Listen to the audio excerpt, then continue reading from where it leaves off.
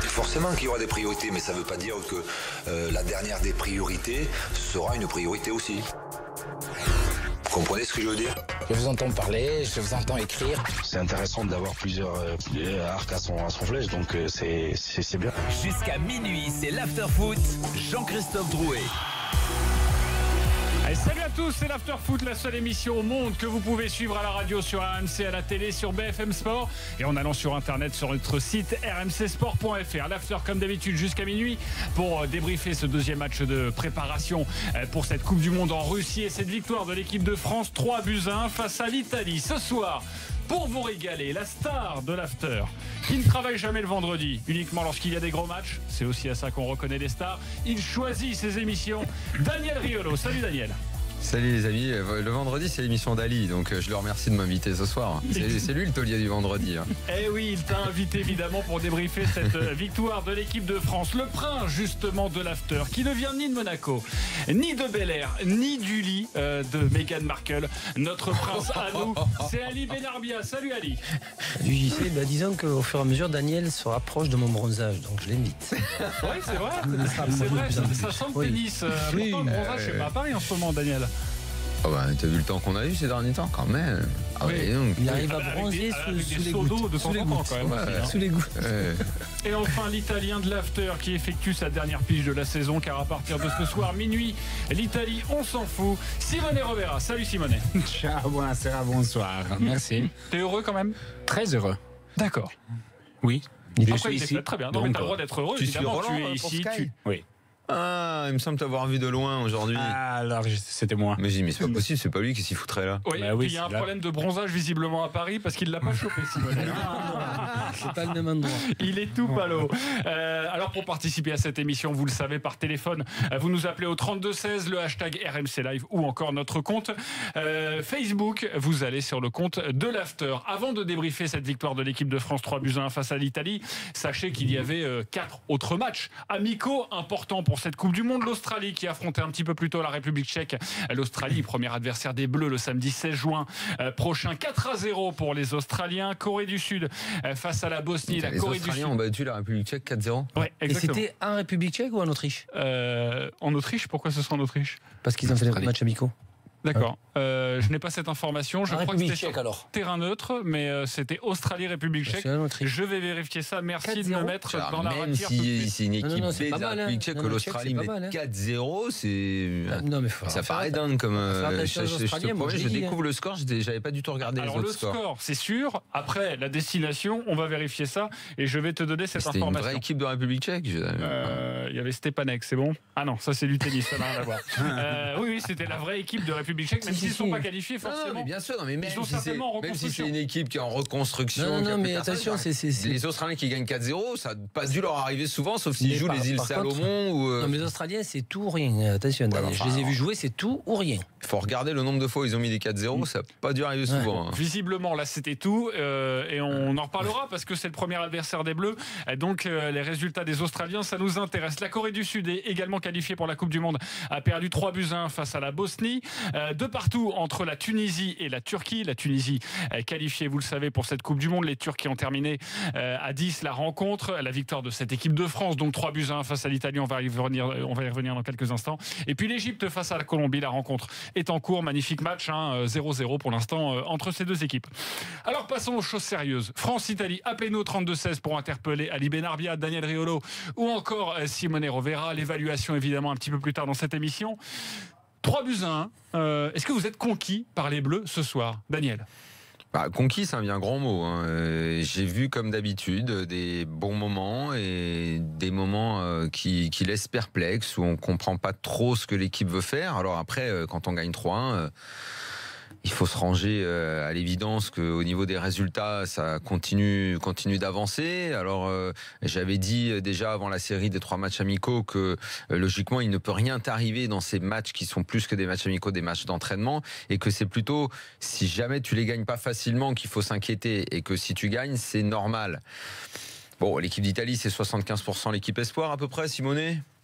Pas 75, mais pas 50, loin, oui, un peu. Ouais, Ou quand bon, même, une pas équipe expérimentée. qui s'est un peu battue, qui a essayé par moments et qui a proposé surtout en début de seconde période, une belle bon sparring opposition. partner, quoi. Hein. Bon, les Bleus, il y a toujours la même chose, des choses et des joueurs qui dégagent du positif et d'autres choses un peu plus inquiétantes. C'est toujours un petit peu le même visage finalement. Ali. Je crois que progressivement, le sélectionneur est en train d'essayer de donner du temps de jeu un petit peu à tout le monde. Moi, je repars encore sur mes principes de vouloir rentrer dans le vif du sujet avec son 11 et puis après, faire des petits changements pour qu'on s'habitue, pour qu'on ait déjà dès le début, même dans les matchs amicaux, cette fluidité et ces habitudes offensivement au milieu pour qu'il y ait un lien, tu vois. Tu crois que contre le prochain match contre les États-Unis, il va le 11 si tu ne le fais pas maintenant, il va falloir encore attendre. Le problème, c'est que le 11, de toute façon, il peut bouger même dans la phase de poule. Tu peux oui, mais le 11 face à l'Australie déjà. Mais c'est pas sûr, Daniel. Ouais, voilà, le 11 contre l'Australie. T'as 2 matchs, on va dire, pas dans la phase de poule. Daniel, on le sait. Tu gagnes les 2 matchs, automatiquement, le 3e, tu peux faire tourner et faire reposer et en même temps préparer. Ce qu'ils avaient moins bien fait la dernière fois. Mais il te faut déjà maintenant, on se posait plusieurs questions. Il nous faut déjà le 11. Donc prochain match, il faut voir quelque chose qui ressemble. Oui, et voir son équipe qui la mette en place pour que déjà, ils ont l'habitude, qu'ils jouent, qu'ils aient cette fluidité. Et au fur et à mesure, il faut 2-3 matchs pour qu'il y ait cette fluidité. Mais tu crois pas qu'on l'a vu en grande partie le 11 ce soir? Ouais, mais j'ai pas vu la fluidité. Non, mais dans l'idée. Ah oui, non, mais ça, d'accord. Mais c'est pour ça. Ça, on en reparlera après. Moi, je pense qu'il se pose encore quelques questions sur les postes. Tu crois pas que le milieu de ce soir est celui qui... Kanté, Tolisso, Pogba, logiquement devrait ressembler à... C'est ce que tu veux dire? Ouais. Donc et même les 3 de devant. Pas de Matuidi? Et ça dépend. Tu me demandes ce qui peut se passer ou ce que moi j'aimerais? Non, ce qui peut se passer. Si tu me demandes ce que moi j'aimerais, je pense que là, sérieusement, à force de donner des chances à Pogba, là, le crédit, il n'y a plus rien dans le flipper au niveau des crédits. Là, c'est mort de chez mort. Quoi. On reparlera de Pogba un petit peu plus tard. Moi, effectivement, j'irais sur Matuidi, Tolisso, Kanté. Et comme je le vois pas sortir Pogba, je me dis que c'est ce milieu-là qu'on verra. Et les 3 de devant, contre un adversaire, on va dire, de gros calibre. Dembélé, Griezmann, Mbappé. Ouais. Mais justement, c'est la question. Est-ce qu'après le match, le 2e match de préparation, vous avez un peu plus de certitude? Est-ce que vous pensez que le sélectionneur en a, lui, par rapport à son 11 qui débutera face à l'Australie? Lui est à l'intérieur, donc il a la certitude pour ce qu'il va faire, pas par rapport à ce soir. Mais je pense qu'il est temps qu'on ait un petit peu notre 11. Après que tu fasses les changements en deuxième mi-temps, ça ne me dérange pas. Mais déjà, les 45 premières mi-temps, avoir ton équipe, qui sache déjà qu'ils vont être titulaires, qu'ils vont jouer ensemble, et que c'est cette fluidité, tu vois, ce lien. Mais j'en reviens à ça, je te pose la question, je te demande si les 6 qu'on a vus devant, les défenseurs, ok, les 2 latéraux, possible que ça bouge, et évidemment Varane à côté d'Umtiti. Mais les 6 devant cette défense, je me demande si c'est pas l'idée de départ de Deschamps. Avec Pogba. C'est ça, en fait. Non, mais pourquoi tu me demandes ça? À chaque fois, vous revenez sur Pogba. Pourquoi tu me demandes ça? Si tu me demandes ça, c'est que t'es pas sûr. Tu penses qu'il peut l'écarter? Je pense qu'il... Bon, tu me diras, c'est l'Australie. Il a encore ça lui fait un joker. C'est pas comme si tu tombais contre l'Allemagne. Mais est-ce qu'il va vraiment commencer avec à la fois Kanté, Pogba et Tolisso? Alors, dans ces cas-là, je te retourne la question. Toi, tu fais quoi? Tu le mets ou tu le mets pas? Au vu de ce qu'il te montre là. Moi, je te réponds, je le mets plus. Maintenant, je le mets plus. Non. Maintenant, je me dis, arrête maintenant, parce que là, c'est plus possible. Tu peux pas me faire un match comme celui que tu as fait ce soir. Là, tu joues pas. C'est pas permis. Tu joues pas avec un milieu offensif. Tu joues avec Griezmann, Mbappé, Dembélé, qui sont vraiment des attaquants pour moi. Donc, il te faut 3 joueurs qui gratouillent, qui récupèrent des ballons et qui donnent vite. Et donc, Matuidi, Tolisso, Kanté. Très bien. Avant de nous projeter aussi loin, avant de nous projeter vers le 16 juin, Pogba ou pas Pogba. D'ailleurs, vous pouvez nous appeler au 32-16 évidemment. Mais ça va être une des grosses questions du soir. C'est vrai. Mais revenons quand même sur la performance des Bleus. Est-ce que vous avez trouvé que par rapport déjà à l'Irlande, est-ce qu'il y avait du mieux? Est-ce que vous avez senti aussi que cette équipe de France, dans cette configuration-là, jouait un petit peu différent? On a vu beaucoup d'attaques rapides, beaucoup de contres. Est-ce que ce jeu de l'équipe de France, est-ce que vous le sentez en progression? Parce que c'est vrai que pendant 2 ans, depuis l'Euro, on disait... On se pose des questions. Les Bleus ne progressent pas énormément. Est-ce que là, vous avez senti déjà une légère progression par rapport au dernier match? Non, mais beaucoup plus que la progression, JC, c'est que le fait de jouer contre l'Italie, automatiquement, l'équipe, comparée à l'Irlande, elle est un peu plus titillée, elle veut montrer autre chose. Et les Italiens, dès qu'ils jouent contre la France, il faut exactement la même chose. Donc ça les a obligés un petit peu à changer de rythme. Mais de là à dire qu'on a cette sérénité et de pouvoir garder le ballon quand on veut, être serein dans cette équipe et pouvoir après faire vraiment mal à l'adversaire quand on veut, on l'a vu par contre, c'est vrai qu'à n'importe quel moment, que ce soit Dembélé, Griezmann, Mbappé, ils peuvent faire mal à beaucoup de défenses. Ils n'ont jamais débuté ensemble dans un match. Ils ont joué des bouts de match, notamment contre la Russie en mars dernier. Est-ce que justement cette association, vous vous dites, franchement, ouais, j'ai envie de la revoir, et très souvent. Ali vient de dire un truc qui, moi, était mon impression tout le match. Effectivement, ce sont des mecs, tu te dis, vu la vitesse, vu ce qu'ils sont capables de faire individuellement, ils peuvent inquiéter énormément de défense. Ça, on est d'accord. Le mec qui est toujours bon, c'est Griezmann. Ça, c'est clair. Lui, il est toujours bon. Mbappé, il fait mal aussi. Certains vont dire, il en fait trop, il fait pas toujours les bons choix. Il fait mal. Ce que j'entends complètement, mais tu sens qu'il est capable de faire mal. Dembélé fait pas un bon match, mais tu te dis, lui aussi, ses accélérations. Donc en fait, tu as un sentiment. Tu n'as pas de certitude, tu as un sentiment que ces trois-là peuvent faire mal. Mais en fait, comment ça va se mettre en place? Comment ça va se concrétiser? Est-ce que tu dois compter sur le déséquilibre que peuvent mettre ces mecs-là dans une équipe adverse, et tu vas te dire derrière, allez hop, t'essayes de boucler avec l'apport des latéraux, et puis pour le coup, bah, tu mets Matuidi quand t'es Tolisso, et là t'es à peu près sûr que ton milieu tient la route. C'est possible qu'on aille vers ça dans l'idée de Deschamps. C'est 3 de devant, Daniel, pour qu'ils se lâchent vraiment, parce qu'on le sait qu'ils se lâchent pas. Ils se lâchent vraiment et qu'ils peuvent perdre des ballons tout en essayant. Tentant beaucoup, que ce soit Mbappé et Dembélé sont des joueurs qui tentent beaucoup. Il faut qu'ils sachent qu'au milieu de terrain, par contre, t'as des mecs. Moi, ça m'arrivait souvent. Je pouvais me permettre de tenter des choses et tout parce que je savais qu'au milieu de terrain, t'avais des mecs qui bloquaient tout. Ouais. Donc, du coup, tu te libères. Et s'ils ont ces fameux 3 milieux, comme on en parlait, là ils vont pouvoir se libérer, et s'ils se libèrent, là ils vont encore plus. Mais c'est peut-être aussi pour ça. Ils ont besoin de ballons de contre. C'est pas comme toi où tu pouvais organiser et tout. Là, il n'y a pas de mec pour organiser le jeu.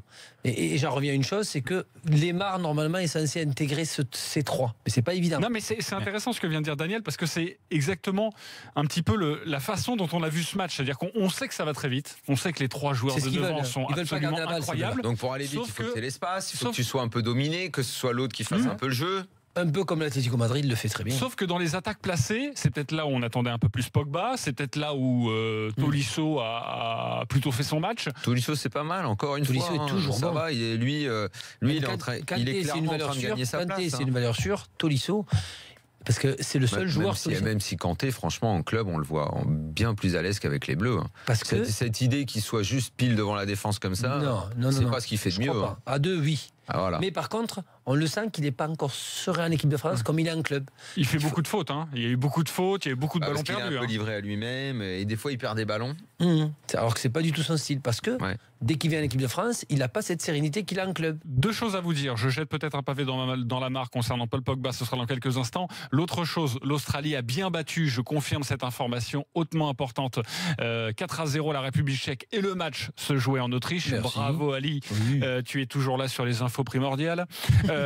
Et puis l'autre chose que je voulais vous dire, c'est est-ce que avec ces 3 là qui créent le déséquilibre quelque part, est-ce que c'est pas une consigne aussi que Paul Pogba, qu'on n'a pas énormément vu, mais finalement il a été très simple et il s'est pas forcément énormément projeté. Est-ce que ça aussi c'était une consigne peut-être de Didier Deschamps? Non. Et c'est peut-être pour ça que on l'a peu vu. Non, je pense pas qu'il a une consigne de Didier Deschamps. Didier Deschamps laisse un petit peu les joueurs faire ce qu'ils veulent au milieu de terrain et qui s'expriment. Il attend de Pogba que tout le talent, qu'on l'entende dire ce qu'il a ou ce que disent les autres, mais il veut le voir sur le terrain, pas dans la discussion de dire je suis le leader, je suis capable d'eux, ça on s'en fout. Mais s'il veut vraiment prendre en main cette équipe, mais qu'il le montre par son talent. Mais son talent, il faut qu'il le montre tout le temps, pendant 90 minutes, et à chaque match pour montrer qu'il est au-dessus, ce qui n'est pas le cas. Et il y a que si tu as peut-être un grand Pogba et un très bon Pogba qui l'apporte à cette équipe, automatiquement ça se verra, mais pour l'instant on ne le voit pas. C'est intéressant d'avoir le regard de Simonet, parce que c'est vrai qu'on commence cette émission, victoire 3-1 de l'Italie, si vous venez tout juste de nous rejoindre, plutôt convaincant cette équipe de France, plutôt convaincante d'ailleurs, si on sait mieux. Mais est-ce qu'on est un peu trop critique, parce que tout de suite on revient sur Paul Pogba alors qu'on a vu de belles choses chose aussi. Comment tu la vois de l'extérieur, cette équipe de France? Non, moi je trouve que s'il y avait un endroit où ce soir l'Italie était vraiment faible, c'était le milieu de terrain. Et surtout, sauf Jorginho qui était le seul qui faisait les jeux, les deux autres, Pellegrini et Qui n'a pas Mandragora, été extraordinaire. on voyait qu'il n'était pas à la hauteur. Et donc, moi aussi, ça m'inquiétait de voir un Pogba pas du tout protagoniste face à une si faible opposition. Les meilleurs milieux de terrain, on parle de Tolisso bien sûr, m'a été Griezmann quand venait à faire les mouvements en arrière et ouvrait les jeux, comme on a fait sur l'occasion du penalty d'Hernandez. Et là, tu vois que l'Italie n'avait aucune idée de comment arrêter plutôt les mouvements en arrière de Griezmann. Et par contre, Pogba, qu'il avait toute la possibilité, tout l'espace et zéro pressing, parce que Pellegrini, il a fait que des fautes, il a rien fait de bon. Mandragora aussi n'était pas extraordinaire. Pogba avait vraiment le match pour lui et il l'a pas utilisé. Donc, moi aussi, je suis plutôt inquiet si je dois penser à Pogba. Mais après, je voudrais un Pogba dans mon équipe parce que, au-delà des Jorginho, on n'a pas rien vu ce soir. Bon, alors on va parler tout de suite de Paul Pogba et puis j'ai bien compris. Puis ensuite, on parlera des choses positives. Si tu l'as vu nul ce soir, pourquoi tu le voudrais dans ton équipe? Parce qu'elle a du potentiel bien au-delà. Bien au-delà de ces joueurs qui sont en Italie. Non, mais arrêtez avec le potentiel. Moi, j'en peux plus du potentiel. Ça doit être visuel. Visuel. Pogba, le potentiel, c'était 2014. Mais On est bien en sûr. 2018. Et Daniel. Si tu me dis le potentiel à la Coupe du Monde 2014, ok, il débarquait, il était tout jeune. Et maintenant, entre-temps, il a fait Juve et Manchester United. Stop le potentiel. Et puis de toute façon, quand t'es en équipe de France, t'as pas le potentiel. Tu dois être un joueur de foot. Le potentiel, c'est quand on te voit pas à la télé. Bien sûr. Si on te voit à la télé, c'est concret. Et puis t'es plus dans le potentiel. Et puis il a plusieurs sélections. C'est pas récent. C'est pour ça. Donc ça fait lui, 4 ans maintenant qu'il est là. lui à la rigueur, il est Didier Deschamps l'a mis dans des bons souliers pour qu'il se sente bien et qu'il s'exprime maintenant. Tu pensais pas te faire engueuler sur Paul Pogba de la part de Daniel? Non, Simone, je reprends la main. Non, mais j'ai bien vu ton étonnement. Karim nous appelle au 32-16. Salut Karim. Salut, bonsoir à tous. Salut, bonsoir Karim. à toi. Tu voulais nous parler de Paul Pogba. Ouais, moi je voulais parler de Pogba. Comment vous dire, il y a un très gros problème avec lui au milieu de terrain. On lui a donné beaucoup de chance. Didier Deschamps, il a donné beaucoup de chance. Et moi, je trouve qu'il manque énormément de fluidité dans le jeu au milieu de terrain. Là, le rythme, quand il s'est élevé, Tolisso et N'Golo Kanté, ils étaient dans le match. Mais lui, il manquait de rythme, il était absent. Et pour moi, je trouve que c'est pas normal que ça fait au moins 4 ans qu'on ne sait même pas où le positionner sur le terrain. C'est qu'il y a un problème. Même à Manchester United, à un moment donné, il a perdu sa place. Face à un petit jeune. On le dit bien. Comment ? Et il perd sa place, pas face à un grand joueur d'expérience, mais face à. Ah oui, face à McTominay. Il n'y a pas de milieu de terrain. Exactement, c'est ça. C'est ça, exactement. Il trouve le moyen de perdre sa place et de perdre la confiance de Mourinho. Ça fait 4 ans qu'on ne sait même pas le placer en équipe de France. Il dit je veux jouer 8. Un 8, c'est pas ça. C'est pas faire des passes en arrière et faire des transversales quand t'es pas pressé. Il doit proposer plus, faire des 1-2, proposer dans l'axe. Il doit se faire mal, Karim, en fait. Voilà, Il doit se faire mal. Il peut jouer 3 matchs là comme il a joué. Il est trop chill. Je sais pas. Moi, j'aime pas au milieu de terrain. Même Matuidi, j'étais pas trop fan. Je préfère voir. Ah non, mais il apporte plus. Le truc, tu sais, Karim, tu sais le truc avec Matuidi, c'est au moins. Tu sais ce qu'il va faire. Ah oui, ça c'est clair. Ah oui, tu sais aussi ce qu'il fera pas, mais tu sais ce qu'il va faire. Il le fait bien. Pogba, le truc, c'est que tu sais plus du tout ce qu'il va faire. Et le pire, c'est que souvent, il va rien faire. Ah oui, mais là, pour moi, c'était vraiment le match où il pouvait se montrer. Et il a rien montré. Mais vraiment, il a rien montré du tout. Il suffisait de le presser un tout petit peu pour qu'il perde des ballons faciles. Et voilà. Par contre, Tolisso, il a gagné beaucoup de points, mais Paul Pogba, non. Et voilà, moi je me disais peut-être Manchester United, ça joue pas assez bien. Mais en fait, non, là en fait c'est lui. C'est lui qui doit être le moteur à Manchester. Manchester cette année c'est catastrophique. Et là en équipe de France, il dit je veux porter l'équipe de France, je prends mes responsabilités. Et il va rien prendre du tout. Franchement, en plus il parle trop quoi. Mais en Coupe du Monde, en plus, même les petites équipes, le rythme il va être élevé. Ils vont tout donner sur le terrain. Non. Là, c'est sûr. Mais je vais te dire, tu joues pas en claquette. Rien qu'en parlant des Australiens, si on croit qu'ils sont bidons, tu vois comment ils vont te rentrer dedans, les Australiens. Eux, ils ont rien à perdre. Et c'est dans la mentalité. J'ai les images de la Coupe du Monde 2014. Toutes les équipes, ça se donnait à fond. Et puis c'est vrai qu'il y a l'idée de ce créateur à un moment donné quand il y a ces 3 flèches devant, même si évidemment Griezmann n'a pas le même profil que Dembélé. Pour orienter et donner 2-3 ballons pour profiter de la vitesse des mecs. Mais on l'a. ça régale. Moi, je pense que Il y a Thomas Lemar. de jouer à 3 milieux avec Tolisso, Kanté, et c'est Lemar. C'est Lemar qui se retourne. C'est le rôle de Pogba aussi de proposer et d'être créatif. Lemar a cette capacité au milieu de terrain de se retourner. C'est ce qui est le plus dur. De recevoir le ballon, de se retourner et de donner au ballon aux attaquants. Et il a le gros volume. Il a ce volume-là. Ouais. Bon, merci en tout cas Karim pour ton avis sur Paul Pogba. On va donner la parole maintenant à Antoine qui nous appelle au 32-16. Salut Karim. Non, c'est pas Antoine Griezmann. Enfin, peut-être supporter du LOSC. Salut Antoine. Bonjour à tous. Alors, toi, tu veux défendre Paul Pogba? Bonjour Ali, bonjour Daniel. Salut. Alors, oui, je veux défendre Paul Pogba parce que ça fait quand même un bon bout de temps que j'ai envie de vous appeler. C'est ma première fois. Et je suis souvent d'accord avec vous, même la plupart du temps, surtout avec Daniel Riolo notamment. Et Paul Pogba, je trouve que vous êtes très dur avec lui et il prend cher systématiquement. Mais systématiquement par une forme de communauté, de tout le monde lui met cher, à cause aussi de sa forme de nonchalance sur le terrain. Et je me souviens par exemple, il est jugé toujours sur ses performances offensives notamment.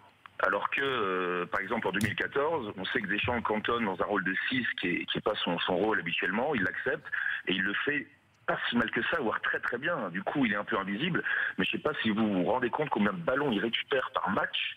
C'est une stat intéressante à regarder, parce qu'il est souvent à une dizaine de ballons récupérés par match, plus que des Matuidi, des Kanté. J'ai l'impression qu'il souffre de ce style nonchalant. Alors que défensivement, on ne se rend pas compte du boulot qu'il fait. Le style nonchalant, c'est pas un style, Antoine. Hein. C'est juste que c'est une façon d'être. C'est insupportable à voir.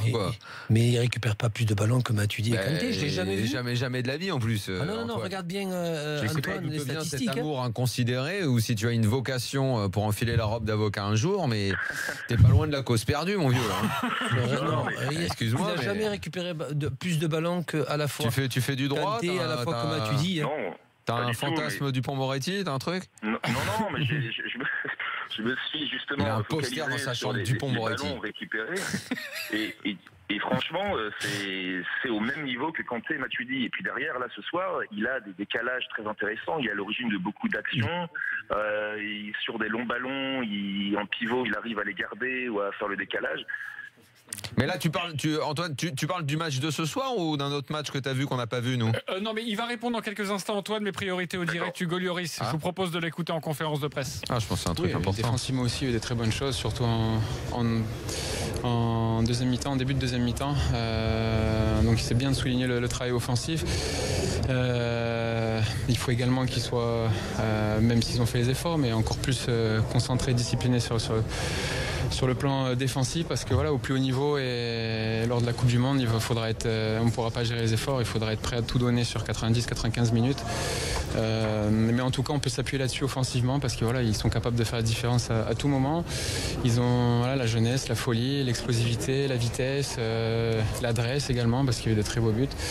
Et donc c'est bien pour la confiance de tout le monde, et on va continuer à travailler dans ce sens-là. C'est ça qui leur manque. Et voilà, c'est bien pour la confiance d'Hugo Lloris. On en reparlera dans quelques instants. D'ailleurs, les choses positives, oui, sur cette équipe de France qui a gagné son deuxième match de préparation à la Coupe du Monde face à l'Italie, 3-1. Antoine est toujours avec nous. Il a voulu défendre Paul Pogba, un petit peu les causes perdues, comme dirait Daniel. Antoine, vu que tu as tenté cette défense un peu chaotique, eh bien, on va t'offrir un maillot de l'équipe de France floqué à ton nom. Pogba. Avec plaisir. Ça te plaît? Magnifique. Oui, ça me plaît beaucoup. Voilà. Mais tu marqueras Antoine, mais pas Paul. Hein. Non, mais bon, Antoine, c'est quand même un prénom sympathique pour l'équipe de France. Oui, exactement. C'est vrai. Lui, tu vois, c'est la vraie vedette de l'équipe de France, et lui, il est toujours bon. Alors que l'autre est soi-disant le pendant de Griezmann au niveau de la notoriété et du vedette et de ce qu'ils doivent être pour l'équipe de France.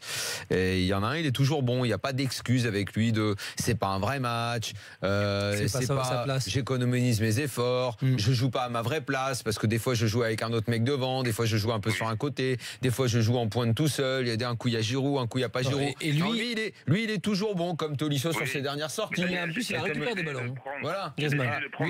C'est ça aussi qui est un peu pénible. Il y a l'autre qui a toujours des excuses pour lui. Antoine, tu ne peux plus avoir la parole, sinon je reprends le maillot, je suis désolé. Mais on t'embrasse très fort et on te dit à très vite au 32-16. Rappelle-nous pour défendre Paul Pogba après le match face aux États-Unis samedi prochain, d'accord? Je vous remercie, merci beaucoup, à bientôt. Allez, un maillot pour toi, stocké à ton nom. Justement, supporter de l'équipe de France à l'occasion des matchs de préparation des Bleus, l'Afterfoot vous offre, vous aussi, un maillot. Remportez votre maillot floqué en envoyant dès maintenant FOOT, F-O-O-T-O, 732-16, FOOT, F-O-O-T-O, 732-16. Vous avez 20 minutes, bonne chance. Et nous, on se retrouve dans quelques instants. À tout de suite pour débriefer cette rencontre et cette victoire des Bleus 3-1 face à l'Italie. À tout de suite sur RMC.